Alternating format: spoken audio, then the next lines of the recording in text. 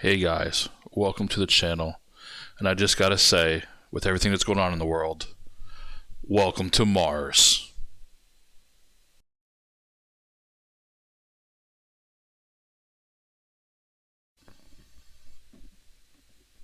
Yeah, right, Uber won't take me to Mars yet. Someday.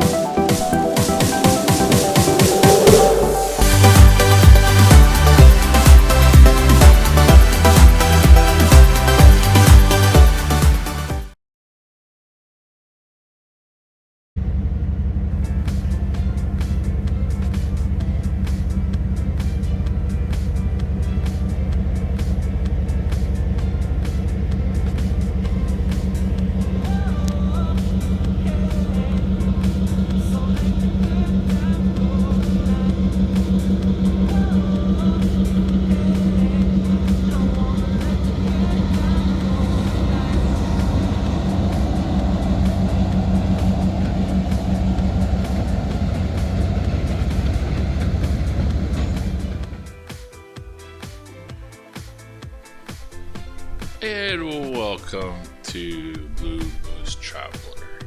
Hey guys, I'm doing a voiceover for the very first time just because I thought you guys would like to know some things about Stone Mountain Park, and it was just so windy up there and that whole weekend that everything had to shh to it on all the GoPros and the phone.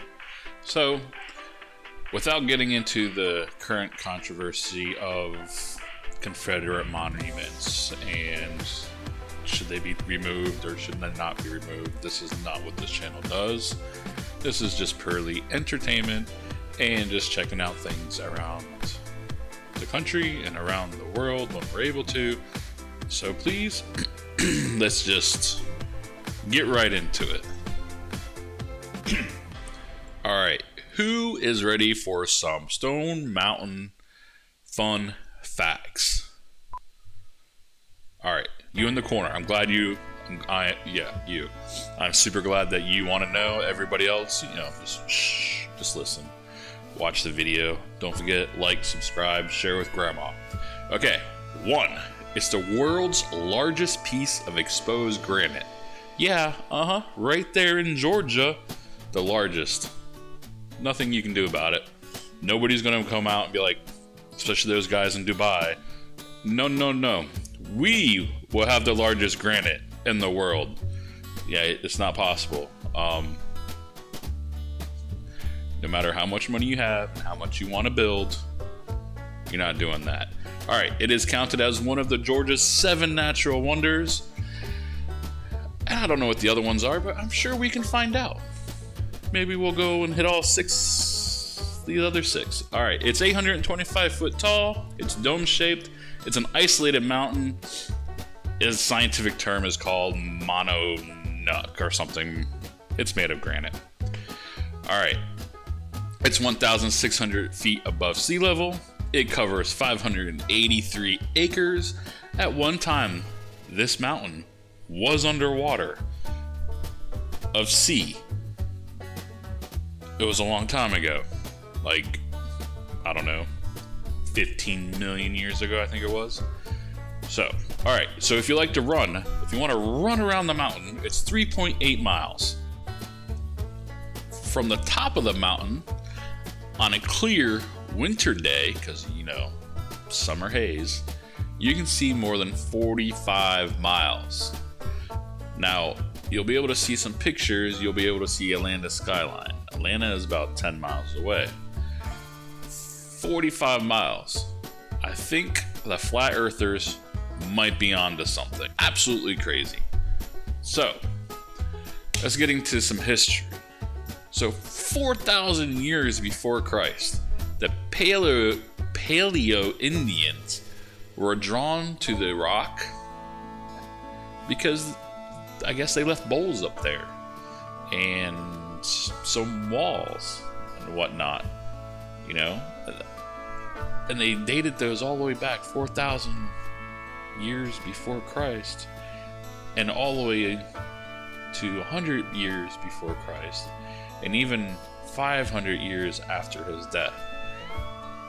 Crazy that they can carbon date things like that. So even before the 1800s, the Native Americans used Stone Mountain as a meeting and ceremonial place. And I can see why. When you're up there, it's so peaceful and you can see everything. So it was probably wonderful. Back then, it was just all forest. You didn't see Atlanta. You didn't see the airplanes or helicopters or, people flying their drones or standing there with their GoPros like me. So it's pretty cool. In 1869, they started mining the mountain for granite. It did really well. Then you can see that it changed hands a few times. The company ended up going bankrupt at one time, and another company bought it, and then the state of Georgia bought it, and it was pretty back and forth. Some owners, bad history stuff. Back in the 1915s, the early 1900s, it was pretty not so nice. And we won't get into that. So there's a lot of things that this mountain is really cool for. Robert E. Lee is as tall as a 9-story building. Jefferson Davis's thumb is like the size of a sofa. They said on the back of Robert E. Lee's horse, like above his hindquarters, you can fit 2 full-size yellow school buses up there. That's just amazing. It's just so big. It's just incredible. The 3 horses that are up there. One is named Blackjack, one is named Traveler, and the other one is Little Surreal. I think that's how you say it. So 44 million visitors a year come to this, and basically it's free, but it's not free at all. It costs $20 to get in. You can go around to the different areas, like the covered bridge, the mill, the granite mining area that they just talk to you about, stuff like that. But if you want to go up the Skyride, that's money. If you want to go on the train, that's an additional money. If you want to go into some of the buildings or whatnot, that's like a whole another park entrance fee and stuff. Wasn't too bad. It's really not that bad at all. They do have a Mississippi style paddle boat out there that does go around on the lake. It must have been closed for COVID. They did say that they used to have the duck boats, and if you watch any of my other videos from Ireland or London, you'll see that I go on the duck boats, the duck cruises, and they used to have them, but they got rid of them because of the one duck boat a couple years ago that went out in bad weather and sunk, and I think unfortunately some people died. But it's a lake in Georgia. I don't think they're gonna get any 4-foot swells or 6-foot swells. Martin Luther King Jr. talked about this in a very brief, that the freedom ring from the Stone Mountain of Georgia in his I Have a Dream speech in 1963. There is a laser light show, and it actually features an image of King. I did not get to go because timing issues. I wasn't keeping track of time. It is one of the biggest or longest laser light shows in the world, I think somebody had said. And as you see, I'm going through the doors, and this guy right here was pretty funny. He was just talking about, man, I don't have a mask. What am I gonna do? Oh my gosh, I can't believe I forgot my mask. He had just walked the 1.1 miles up the mountain, and I don't think he realized all these people here. Then that guy on the bench was like, masks are very important, and it was kind of goofy and silly. So as you can see, I'm walking off onto the granite mountain right now, and no, that's not a grizzly bear, that's just me, the sun. So if you look at these little potholes all over the mountain, the little holes, I'm pointing at them right now, I was told that those are lightning strikes. So when the lightning strikes, it makes one of these holes. Kind of scary that that's what lightning does and how many times it hits this mountain.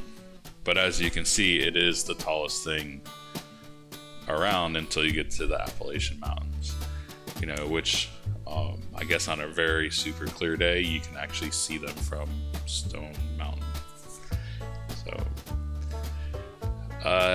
some crazy lady in 1991 actually did a high wire walk with a prosthetic leg, which is crazy. I wouldn't do it with 12 legs, let alone one leg and a prosthetic leg. But super awesome. Her name was Angel Walenda.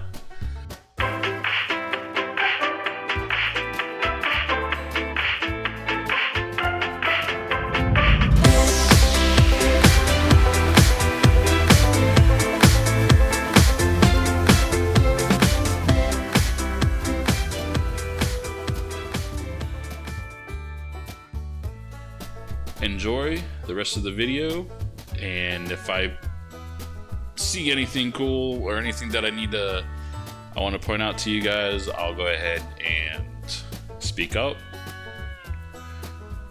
There is a couple of time lapse on here. I even have a time lapse of me leaving the park and heading back on to 75. I didn't bore you with the entire drive home because I probably sat in traffic for like a good hour and a half.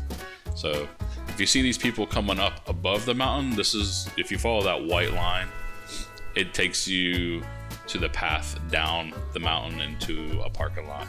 So, all right, guys, enjoy. Thank you for subscribing. Don't forget to check out my other links to Instagram, Classmates, which is ok.ru, and Twitter, and all that fun stuff that everybody does while they should be working or studying or reading a book. All right, guys, thank you.